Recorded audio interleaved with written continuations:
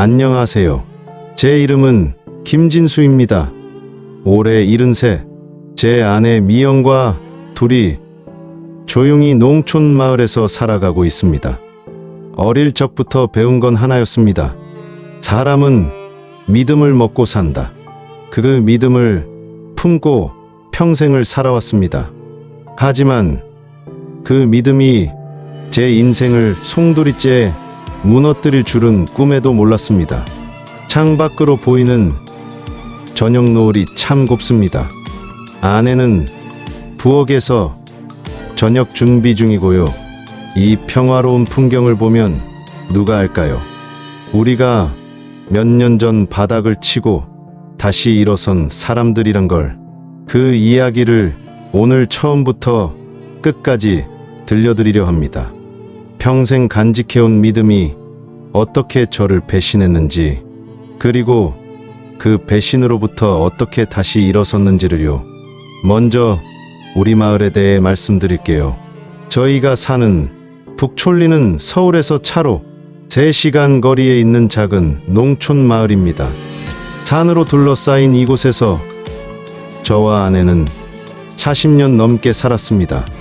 이웃 대부분이 농사를 짓고 서로 돕고 살아가는 그런 평범한 마을이죠. 그리고 박종수, 그 이름 석자를 모르는 이가 동네엔 없었습니다. 사람 좋기로 소문나고 손 크고 의리 있던 남자였습니다. 우린 초등학교 동창으로 어린 시절부터 함께 자랐죠.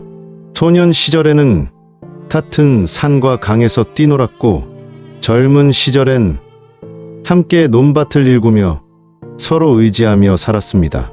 고된 농사일 끝에 막걸리 한 잔 기울이며 나누던 이야기들, 아이들 키우며 밤새워 고민 나누던 날들, 힘들 때면 서로의 쌀독을 나누고 기쁠 때면 한마음으로 웃던 세월이었습니다. 제가 아내를 처음 만난 것도 종수의 소개였어요. 제 결혼식 날 종수는 축사를 하며 눈물을 보였습니다. 진수야, 너와 내가 평생 형제처럼 살자라고 말이죠. 우리 아이들이 태어났을 때도 종수는 자기 자식처럼 기뻐했습니다. 제 아들이 대학에 갈 때 학비가 부족해 고민했던 적이 있었죠. 그때 종수가 선뜻 도움의 손길을 내밀었습니다. 형님, 내가 빌려드릴게요. 조카가 공부해야지. 그렇게 우리 가족의 기쁨과 슬픔을 함께 나눴습니다. 아내도 늘 말했죠. 여보, 종수씨 없었으면 우리도 여기까지 못 왔을 거예요. 맞는 말이었습니다. 저희 부부에게 종수는 그런 사람이었습니다. 가족보다 더 가족 같은 존재였죠. 2019년 가을이었습니다. 그날 아침은 특별할 게 없는 평범한 날이었어요. 여느 때처럼 일찍 일어나 텃밭에 물을 주고 있었죠. 그때 정문 쪽에서 낯선 소리가 들렸습니다. 고개를 돌려보니 검은색 외제차 한 대가 우리 집 앞에 멈춰 서더군요. 차에서 내린 사람은 다름 아닌 종수였습니다. 하지만 그날의 종수는 달랐습니다. 평소 꾸밈없던 사람이 이날따라 진한 남색 양복을 입고 왔더군요. 단정하게 빗은 머리에 반짝이는 구두까지 신고 있었습니다. 손목에는 처음 보는 고급 시계가 반짝였고요. 형님, 오래간만입니다. 종수의 목소리엔 활기가 넘쳤습니다. 최근 몇 달 동안 그를 자주 볼 수 없었거든요. 마을 사람들은 종수가 서울에서 사업을 시작했다는 소문을 전했습니다. 사실인지 물어볼 기회가 없었는데 그날 모든 게 확인됐습니다. 아이고, 종수야, 어쩐 일로 이렇게 차려입고 왔나? 장가라도 또 가려고? 제가 농담을 건네자 종수는 환하게 웃으며 대답했습니다. 아닙니다, 형님. 오늘은 특별한 일로 왔어요. 형님 댁에서 차 한잔 하면서 이야기 좀 나눌 수 있을까요? 아내는 부엌에서 새참을 준비하고 있었습니다. 종수를 보자 반가워하며 얼른 차와 과일을 내왔죠. 종수 씨, 어쩐 일이에요? 얼굴이 더 좋아 보이네요. 서울 생활이 잘 맞나 봐요? 종수는 아내의 말에 고개를 끄덕이며 웃었습니다. 그리고 가방에서 두꺼운 서류 뭉치를 꺼내 놓았습니다. 사실 형님께 좋은 소식을 전하러 왔습니다. 제가 요즘 부동산 개발 사업을 하고 있거든요. 형님도 아시다시피 정부에서 지방 개발에 많은 투자를 하고 있잖아요. 저희 회사는 주중에서도 유망한 땅을 미리 사두고 개발하는 일을 합니다. 종수는 서류를 펼치며 계속 설명했습니다. 화려한 그래프와 사진들이 가득한 문서였습니다. 무슨 말인지 다 이해하진 못했지만 한 가지는 분명했습니다. 종수가 말하는 사업은 엄청난 수익을 약속하고 있었죠. 형님, 이건 진짜 기회입니다. 땅 투자하면 2배, 3배는 문제 없습니다. 이미 몇몇 분들이 투자하셨는데 다들 만족하고 계세요. 종수는 다른 투자자들의 사례를 보여주었습니다. 몇 개월 만에 원금의 30%를 벌었다는 사람, 1년도 안 되어 투자금이 2배가 됐다는 사람의 이야기까지. 그의 목소리에는 확신이 가득했습니다. 저는 어안이 벙벙했습니다. 평생 농사일만 하던 제게 이런 이야기는 낯설었으니까요. 하지만 동시에 가슴이 뛰었습니다. 평생 모은 저축이 있었지만 그것만으로는 노후에 대한 불안이 있었거든요. 특히 아들 내외가 서울에서 사업을 시작했다가 실패하면서 제가 도와준 금액이 꽤 컸습니다. 그 돈이 다시 불어난다면 우리 부부의 노후도 아이들에게도 도움이 될 텐데. 아내는 조심스러운 눈치였습니다. 여보, 그래도 혹시 모르니까 조심해야 하지 않을까요? 요즘 뉴스에서 투자 사기 많다고 하잖아요. 종수의 얼굴이 순간 굳었다가 금세 부드러운 미소로 바뀌었습니다. 아이고, 형수님, 제가 누군데요? 형님 가족한테 그럴 리가 있겠어요? 제 자식들 앞날에 맹세코 말씀드리는데 이건 정말 좋은 기회입니다. 저는 아내의 손을 잡으며 말했습니다. 그 사람이 우리 가족 같은데 무슨 걱정이야. 세상 사람 다 몰라도 종수는 알잖소. 우리가 어려울 때 도와준 사람 아니오. 아내는 여전히 불안한 기색이었지만 더 말하진 않았습니다. 그날 저녁 우리는 오랜 시간 고민 끝에 결정을 내렸습니다. 우리 부부가 평생 모아온 5천만 원을 종수의 사업에 투자하기로 한 겁니다. 종수는 기뻐하며 말했습니다. 형님, 정말 후회 없으실 겁니다. 제가 책임지고 형님 돈 지켜드릴게요. 아니, 불려드릴게요. 그날 밤 아내가 저에게 속삭였습니다. 여보, 정말 괜찮을까요? 걱정 마. 종수가 50년 넘게 알고 지낸 사람인데 그 사람 눈빛을 봐. 진심이야. 그때 저는 몰랐습니다. 제가 믿음이라는 이름으로 스스로 함정에 빠져들고 있다는 사실을요. 처음 몇 달은 모든 것이 종수의 말대로였습니다. 매달 꼬박꼬박 통장에 수익금이 입금됐죠. 첫 달에는 150만 원, 두 번째 달에는 160만 원, 세 번째 달에는 무려 180만 원이 들어왔습니다. 3%가 넘는 월 수익률, 저축은행보다 훨씬 높은 수익이었습니다. 그 돈이 들어올 때마다 아내와 저는 작은 행복에 젖었습니다. 평생 검소하게 살아온 우리에게 갑자기 생긴 여유는 달콤한 꿈 같았거든요. 여보, 우리도 이제 마당을 넓혀 텃밭을 더 가꿀 수 있겠네요. 아내는 오랫동안 꿈꿔온 텃밭 확장을 이야기했습니다. 저는 더 큰 꿈을 꾸기 시작했죠.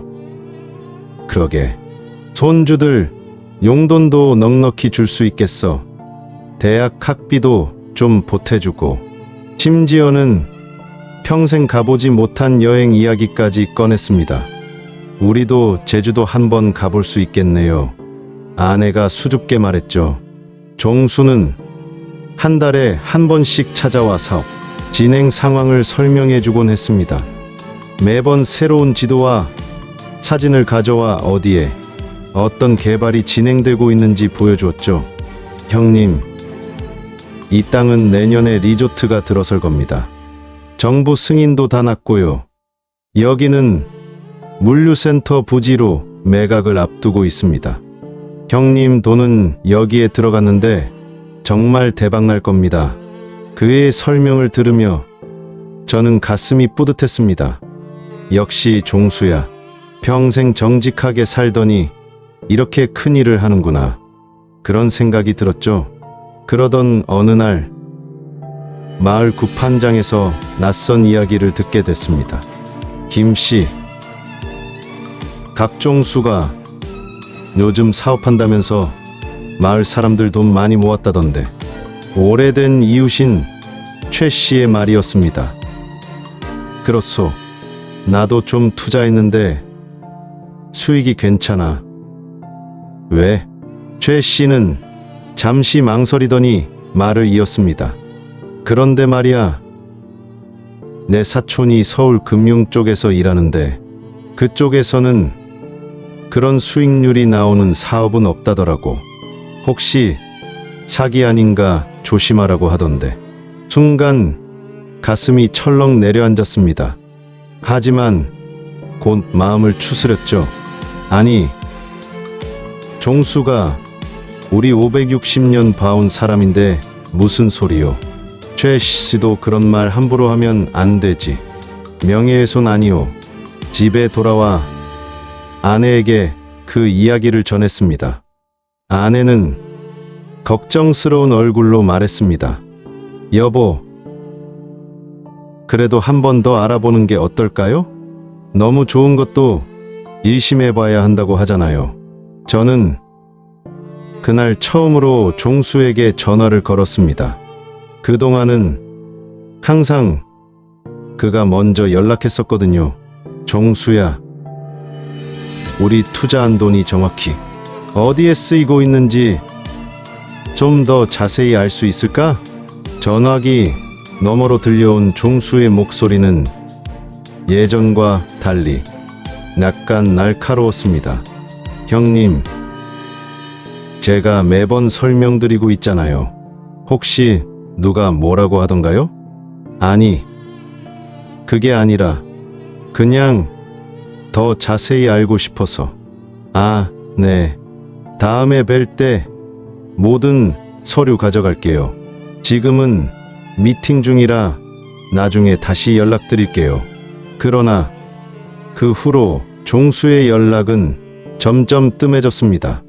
수익금도 약속했던 날짜보다 늦게 들어오기 시작했고 금액도 줄어들었습니다. 4개월 차에는 100만 원, 5개월 차에는 80만 원으로요. 6개월쯤 지나고부터는 더 이상한 낌새가 보였습니다. 수익금이 입금되지 않았기 때문에 종수에게 연락을 했지만 전화는 받지 않고 문자만 왔습니다. 형님, 요즘 사업이 조금 어려움을 겪고 있습니다. 곧 모든 게 정리될 겁니다. 걱정 마세요. 나흘 후에야 그를 만날 수 있었습니다. 그러나 만난 종수는 예전의 그가 아니었습니다. 피곤해 보이는 얼굴에 초조함이 묻어났죠. 형님, 솔직히 말씀드릴게요. 지금 잠시 자금 흐름에 문제가 생겼습니다. 하지만 곧 해결될 겁니다. 정부 승인이 조금 늦어지고 있어서 그래요. 종수야, 정직하게 말해다오. 우리 돈 어떻게 된 거요? 잃은 거요? 종수는 급하게 고개를 저었습니다. 아닙니다, 형님. 절대 그런 일 없어요. 오히려 더 좋은 투자처를 찾아서 거기에 넣었습니다. 수익이 더 커질 거예요. 한 달만 더 기다려주세요. 그날 밤 아내와 오랜 대화를 나눴습니다. 여보, 이거 이상한 거 아니에요? 종수 씨가 변한 것 같아요. 설마 종수인데 그럴 리가 있겠소. 하지만 제 목소리에도 확신이 사라지고 있었습니다.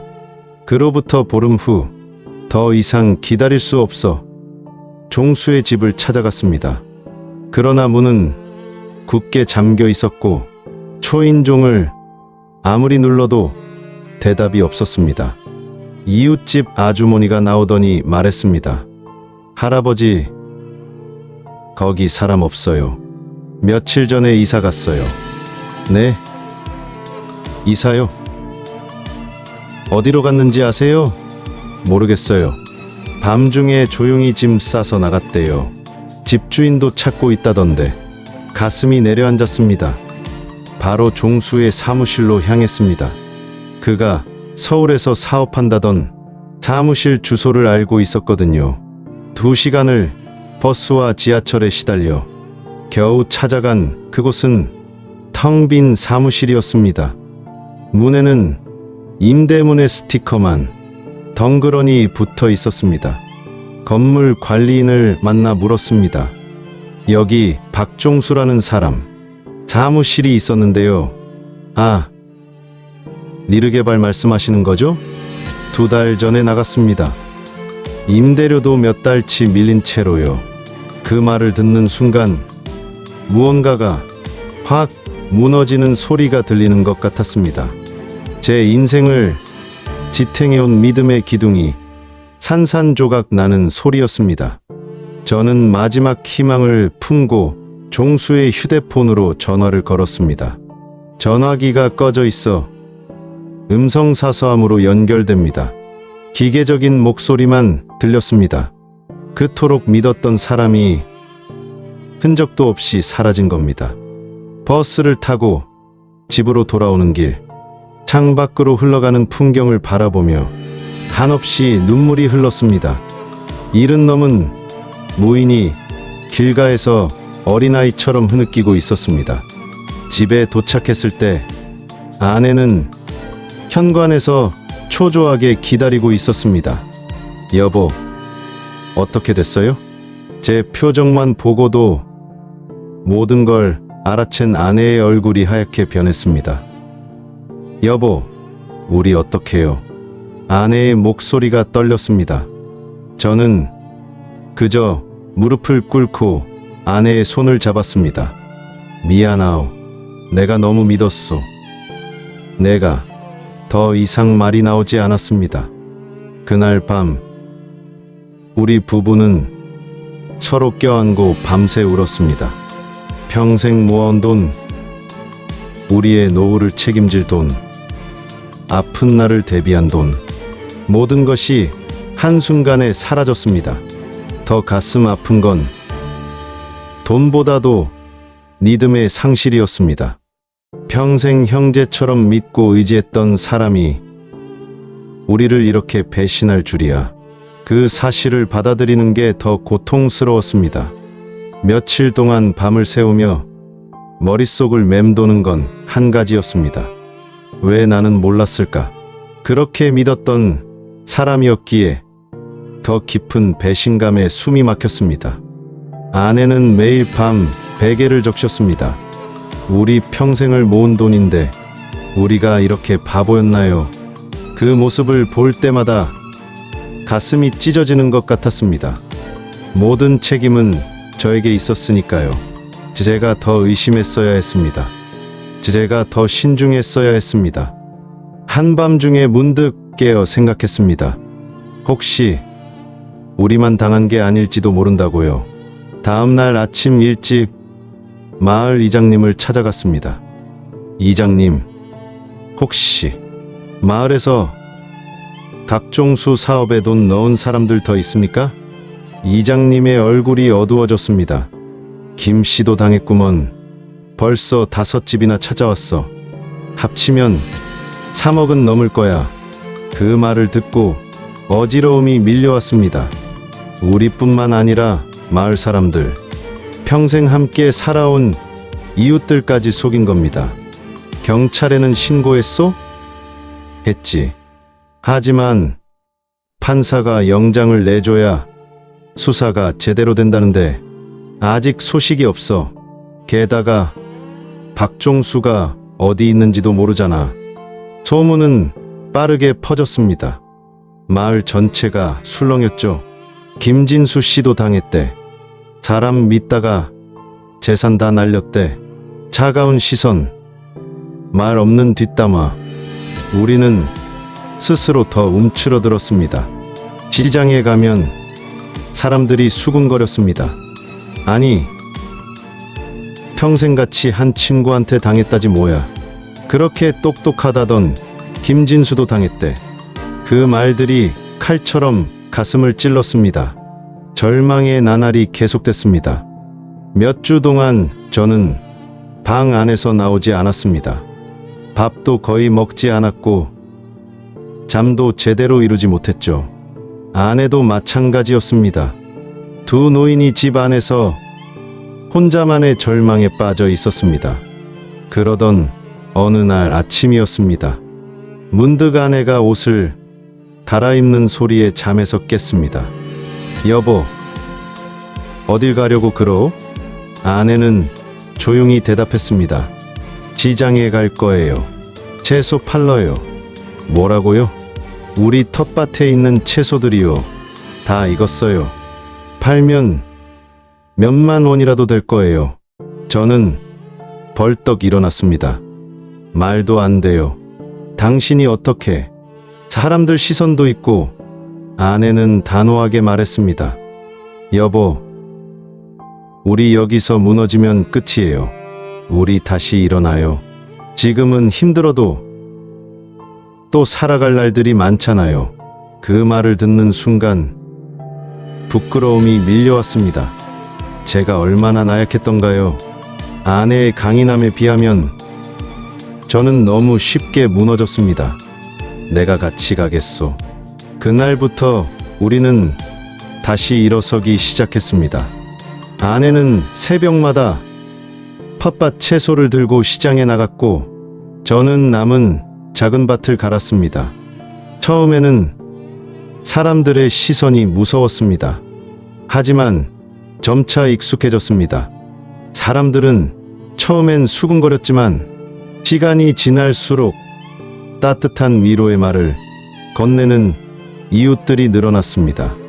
김씨, 우리도 비슷한 일로 고생했어. 힘내요. 할머니, 채소가 참 싱싱하네요.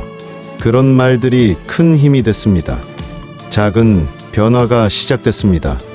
하루 벌어 하루 먹는 생활이었지만 그 속에서도 우리는 소소한 기쁨을 찾았습니다.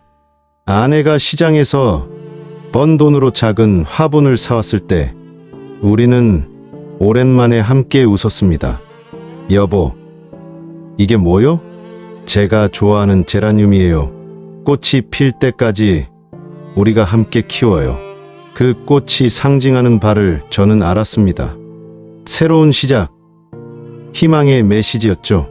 어느 날 마을 이장님이 찾아왔습니다. 김씨, 좋은 소식이 있네. 경찰에서 박종수를 찾았다고 해. 지금 구속됐어. 가슴이 쿵쾅거렸습니다. 복잡한 감정이 밀려왔습니다. 분노, 슬픔, 그리고 묘한 안도감까지. 돈은 돌려받을 수 있을까요? 이장님은 한숨을 쉬었습니다. 글쎄, 많이는 힘들 거야. 대부분 탕진했다고 하더군. 하지만 일부라도 돌려받을 수 있을지 모르지. 그 말을 듣고 아내와 손을 꼭 잡았습니다. 돈보다 중요한 건 종수가 잡혔다는 사실이었습니다. 더 이상 다른 사람들이 피해를 입지 않을 테니까요.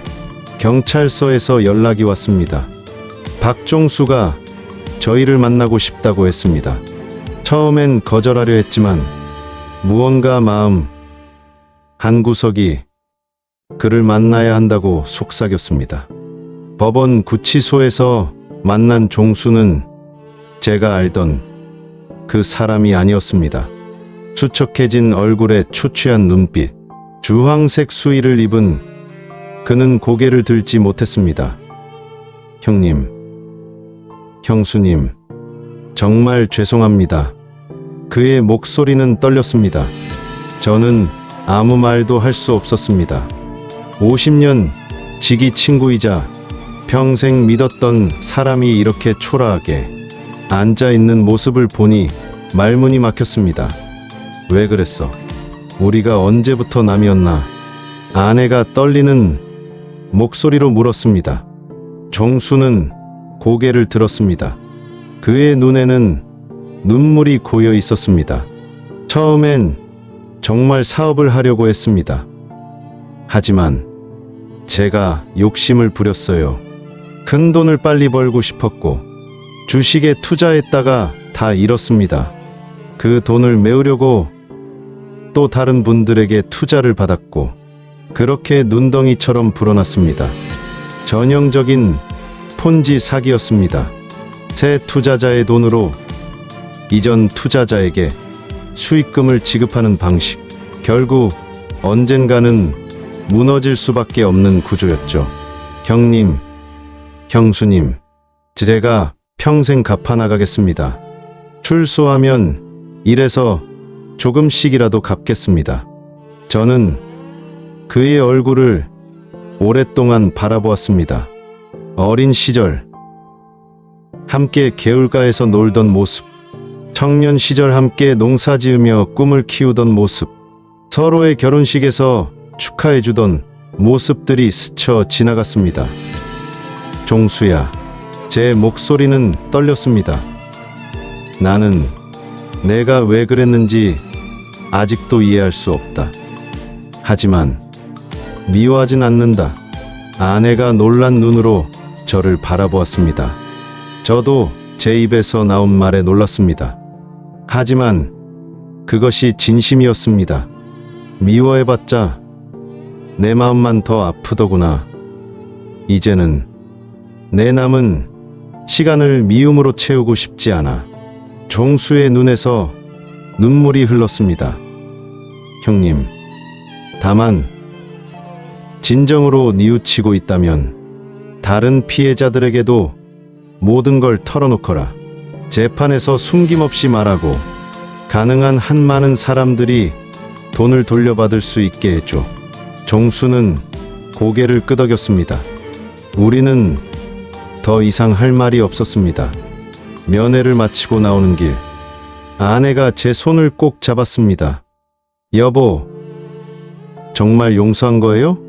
저는 잠시 생각에 잠겼다가 대답했습니다. 용서라기보다 내려놓음이라고 할까. 더 이상 그 무게를 지고 살기 싫어서. 아내는 고개를 끄덕였습니다. 그녀도 같은 마음이었나 봅니다. 그로부터 1년, 많은 것이 변했습니다. 우리가 투자한 5천만 원 중 1,000만 원을 돌려받았습니다. 종수의 재산 중 일부가 경매로 팔려 피해자들에게 나눠진 겁니다.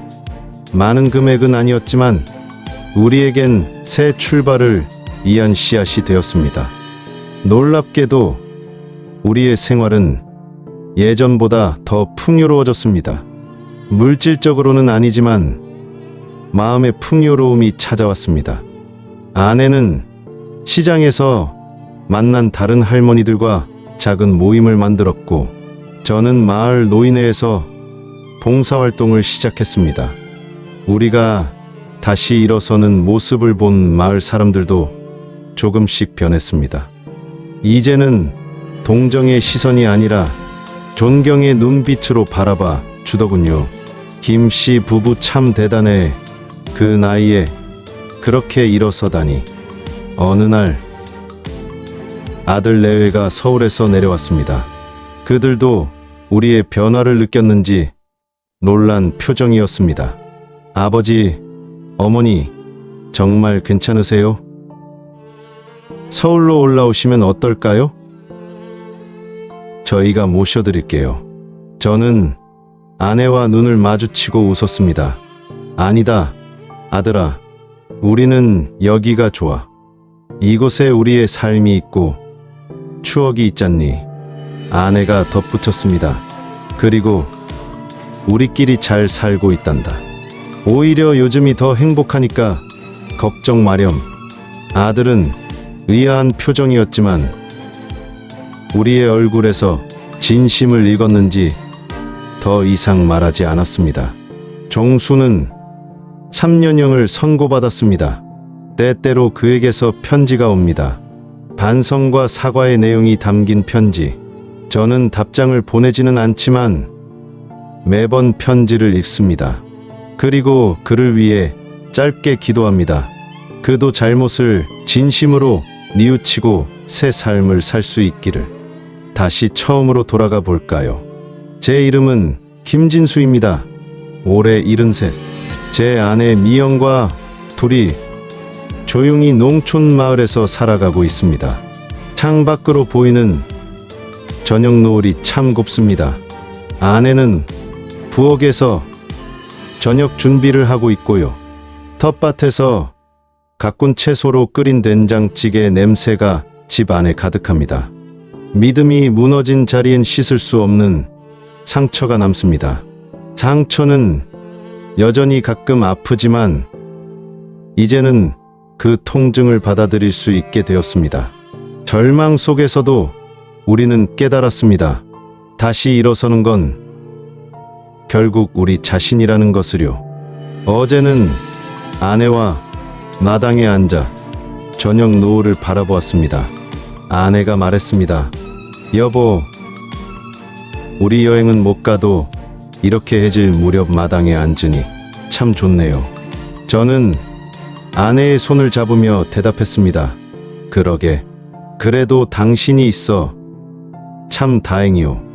우리는 예전보다 더 단단해졌습니다. 믿음이 배신당한 자리에 더 깊은 지혜가 자리 잡았고 상처 위에 더 강한 사랑이 자라났습니다.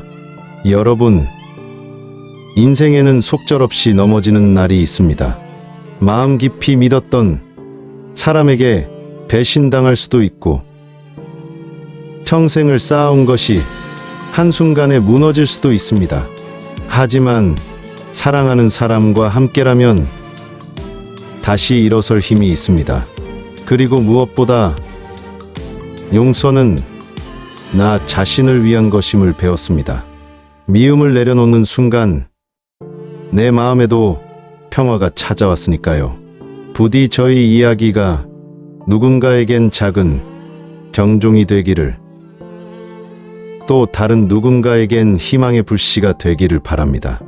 믿음은 부서질 수 있어도 우리의 삶은 계속됩니다. 오늘도 저와 아내는 작은 텃밭에서 내일을 위한 씨앗을 뿌립니다.